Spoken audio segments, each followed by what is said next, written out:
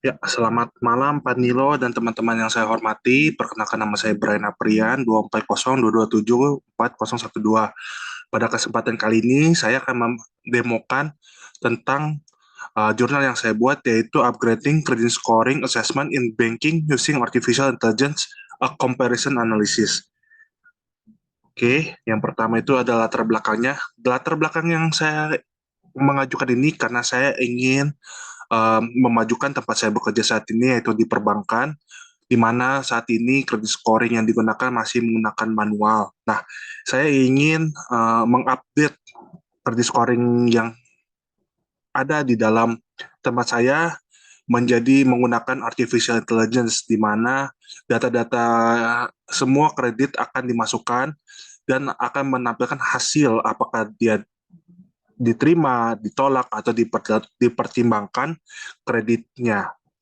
Oke, kenapa saya menggunakan kredit scoring berbasis AI? Yang pertama itu karena uh, orang-orang di dunia sudah menggunakan internet setiap harinya, di mana setiap harinya itu sama 6 jam 37 menit orang menggunakan HP dan juga internet. Nah, 92% dari 6 jam itu orang-orang menggunakan internet untuk yang diakses oleh mobile phone, ataupun 65% yang diakses oleh laptop maupun komputer. Dan di tempat urban ataupun kota itu sudah menggunakan 78,3% orang-orang sudah menggunakan internet dan mobile phone.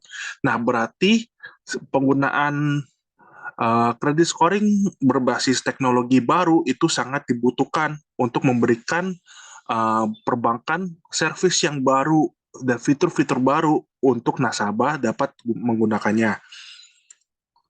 Nah, tren di perbankan di tahun 2023 yaitu adalah digital experience untuk nasabah. Nah, nasabah menuntut perbankan untuk memberikan servis-servis baru kepada nasabah dengan kemudahan dan juga mm, kemudahan dan kebaikan dari bank. Nah, selain itu ada juga enhanced data analytics and capabilities. Nah, di sini enhanced data itu adalah mempelajari data-data dari kebiasaan seorang nasabah menggunakan servis dari perbankan. Ada juga reduce operating cost dan juga recruit retain talent dari penggunaan digitalisasi perbankan. Oleh sebab itu, uh, nah, latar belakang ini adalah penilaian kredit dari nasabah yang ingin meminjam uang ataupun kepada nasabah. Nah, kredit score sendiri membantu bank untuk menilai risiko kredit yang akan diberikan kepada calon peminjam atau nasabah dari Bank ABC. Dengan menggunakan sistem kredit yang akurat, Bank ABC memperkirakan seberapa besar kemungkinan calon peminjam akan mengalami keterlambatan bayar, gagal membayar pinjaman, dan waktu pembayaran yang tepat. Nah, credit scoring ini akan membantu perbankan dalam uh, menghitung agar semua risiko yang diambil oleh perbankan itu tidak merugikan perbankan.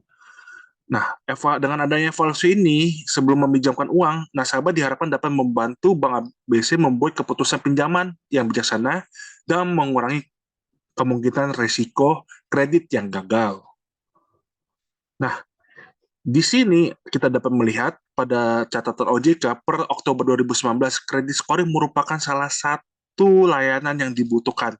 Di era COVID-19, orang-orang mulai meminjam uang di perbankan maupun di pinjol untuk dapat membayar hutang-hutang dan juga ekspansi untuk bertahan di market di Indonesia. Banyak pengguna kredit akan menghitung risiko peminjaman. Nah, Forbes, negara seperti Amerika, Perancis, Kanada sudah menggunakan kredit scoring berbasis AI, di mana perhitungan masing-masing itu dihitung oleh masing-masing negara. Setiap negara memiliki cara mereka untuk menghitung kredit scoringnya masing-masing. Nah, penggunaan di Amerika seperti contohnya sudah menggunakan 90% bank sudah menggunakan sistem penilaian kredit menggunakan AI. Nah, kredit scoring berbasis di bank menggunakan kecerdasan buatan. Angka ini jauh lebih tinggi dibandingkan dengan kredit scoring AI, yang menggunakan AI di Indonesia. Dari landasan teori, kita melihat bahwa kredit scoring merupakan penilaian kredit dari sistem yang diterapkan oleh lembaga pembiayaan, khususnya perbankan, untuk menilai kelayakan peminjam mengajukan pinjaman kepada perbankan. Kredit scoring sendiri merupakan salah satu sarana yang diberikan kepada nasabah.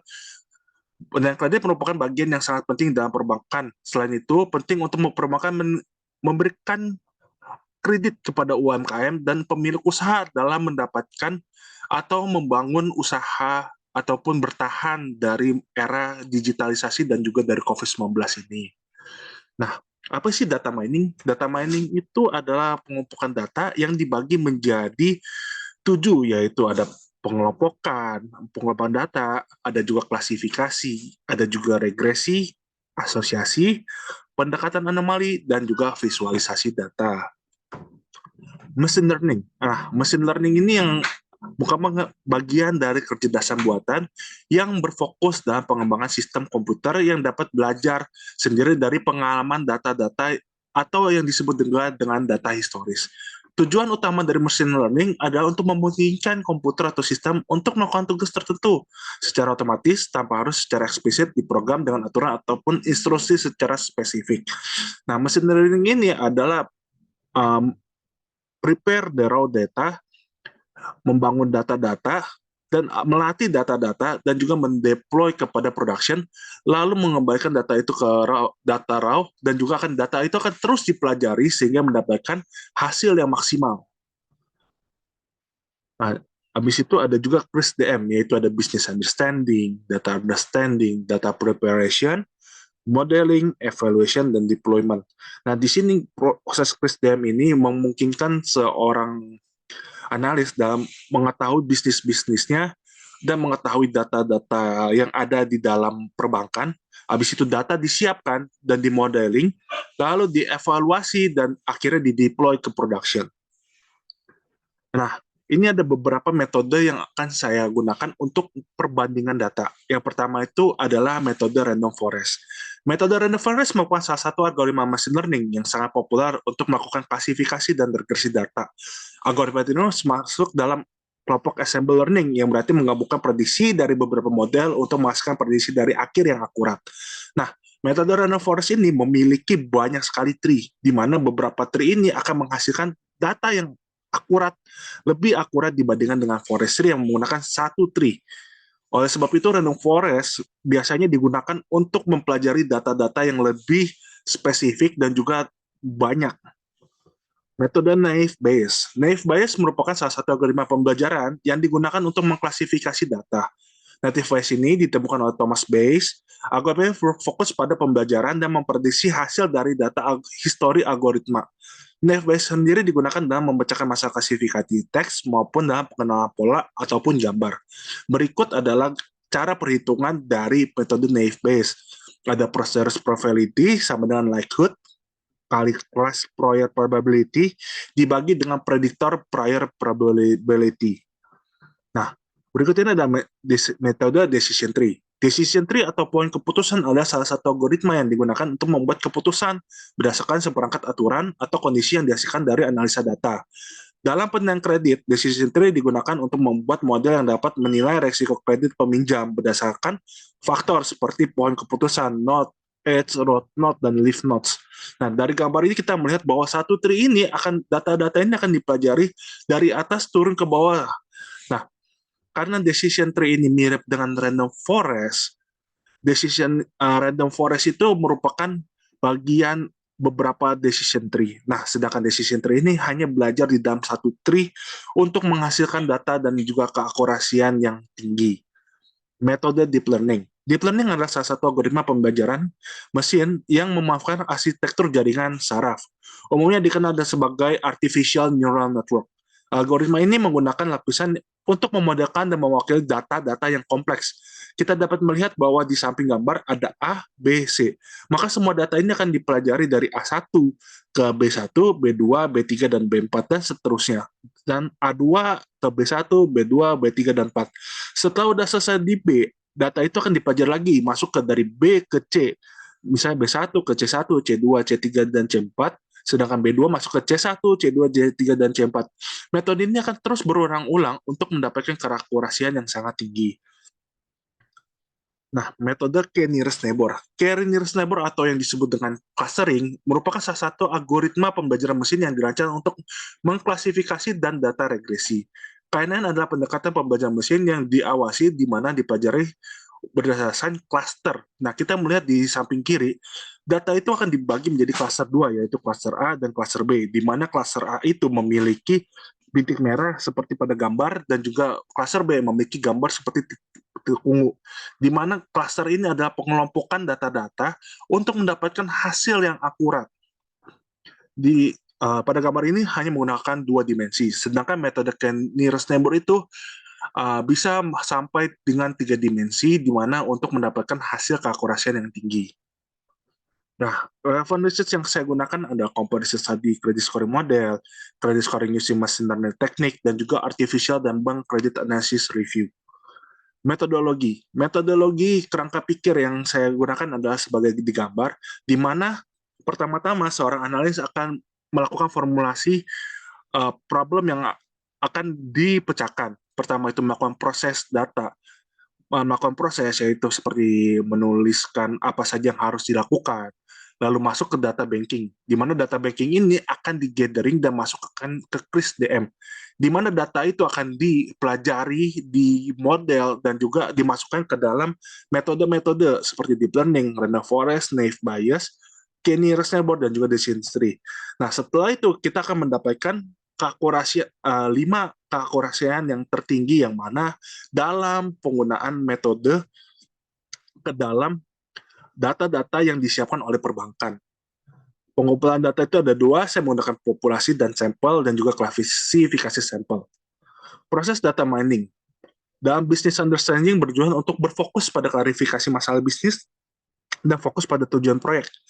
Dengan memiliki kejelasan yang jelas serta pemahaman bisnis, dapat mengurangi data hilang, teknik analitika terlewatkan oleh tim analitik. Business understanding membantu tim analitik untuk meningkatkan teknik analitik dan juga data yang digunakan untuk dapat mengetahui kebutuhan-kebutuhan dari Bank ABC.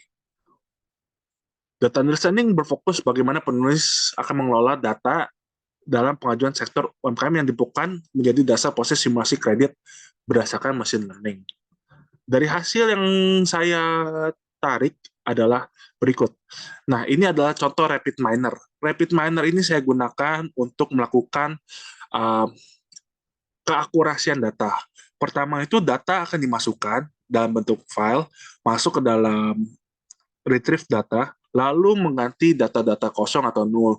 Habis itu meng-create set rows dari setiap data-data, lalu melakukan data di mana 5-5-nya ini akan dipelajari. Dapat dilihat yang pertama itu ada decision tree, kedua itu ada